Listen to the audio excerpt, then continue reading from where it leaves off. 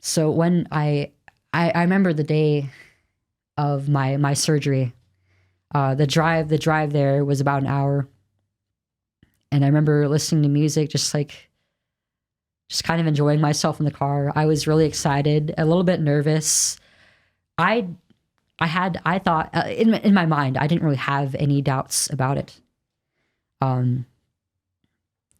It was like, this is a big step for me. And I'm finally going to be over the most difficult part of my transition.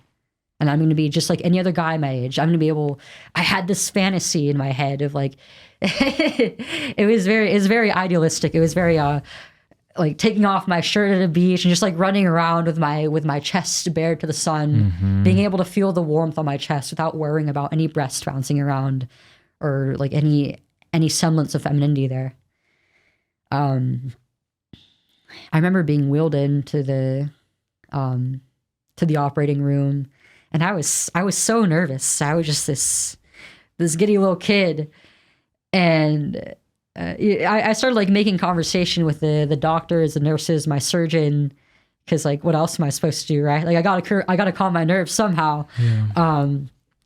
So I was like introducing myself to them, like, hi, like I'm Leo. I'm 15 years old, and I'm in my sophomore year in high school, and I'm considering, I'm not really all that excited about. I remember the whole conversation that I was having. At some point I looked off to the side of the room, and I saw this nurse. He was like this young man, and the way he stared back at me, I didn't really understand at the time, like why he was looking at me like that. But it was like, oh gosh, that's a kid that I'm about to do this to. What have I gotten myself into?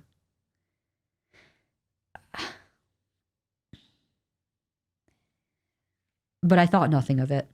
And I just kept babbling on like a kid until I went to sleep.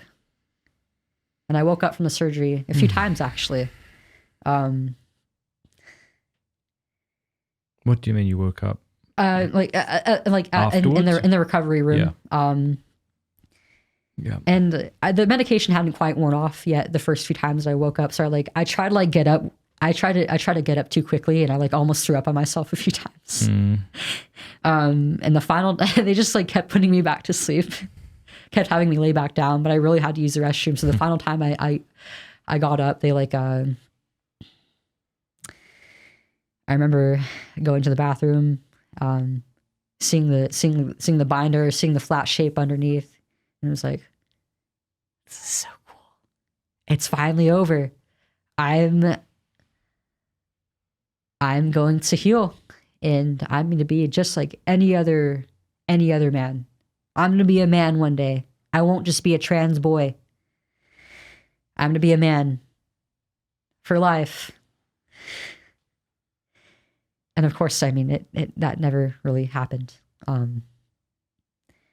in that first week or so of recovery, it was like, this is great. Like, mom's taking time off work to help me around the house because I was basically disabled. Like, I had like no range of motion in my upper body because like it's a major surgery. They're taking tissue out of an area of the body that has like a lot of muscle and a lot of connective tissue. So I had to have help around the house with like chores and like taking care of myself, food. And at first, like it felt nice because it was like I get more time with mom. And like it's summertime. My surgery was June 4th, so I had like the whole summer to rest up and to recover. And it felt nice just to spend that extra time with her and dad. And just like play video games all day. Eventually, though, I got kind of sick of it, and I got a little bit of cabin fever. I think after about like the 7 to 10 day mark was when I was finally able to take off the post-op binder and get my stitches taken out. What was that like?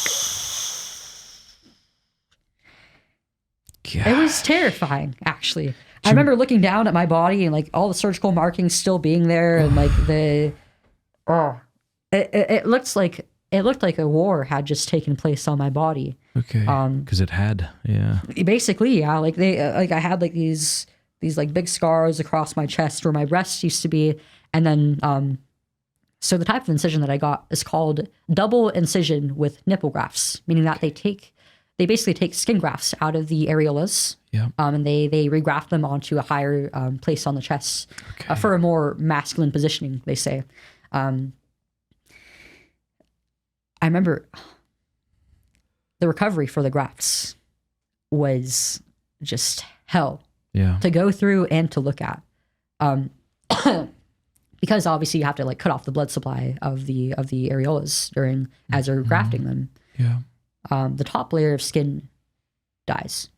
So it was just black on top. And to see that, I felt like a Frankenstein monster. And as they were taking the stitches out, I could barely feel it. Oh. I could barely feel it. So to watch that happening on my chest and not to be able to feel it really at all, save for like it felt like sparks of electricity going through my chest. Like I almost threw up on myself a few times. It was, I'm shaking. I'm shaking right now as I think about it. I remember going home after that, and now like I don't have to wear the binder anymore, but I had to like start like taking care of the grafts and massaging and like putting ointment on the scars. Yeah. Do that every day, before and after every bath and shower. It was really, really tough to look at myself like that. I couldn't believe what I was seeing. And I mean, after like probably about like the 2-month mark, I started becoming like more confident in the way that it looked, and it was like great. It's like I'm starting to look like a teenage boy. I basically never wore a shirt that whole summer. Yeah. I would just like walk around the house for like a good half a year with no shirt on, because it was just like, I got this done. Look at me. And it was also like, it felt freeing to like be able to like to feel like the cold air on my bare chest. Mm-hmm. So I found it like very, very interesting sensorily as well. But after like, I feel like it just like reinforced like these really narcissistic behaviors through me. Like I felt so focused on myself, on my appearance, on what was going on with my body. And it was not good for me. In any way. Hey, thank you so much for watching. Before you go, do us a favor, leave a comment, let us know what you thought of the video, like, and subscribe.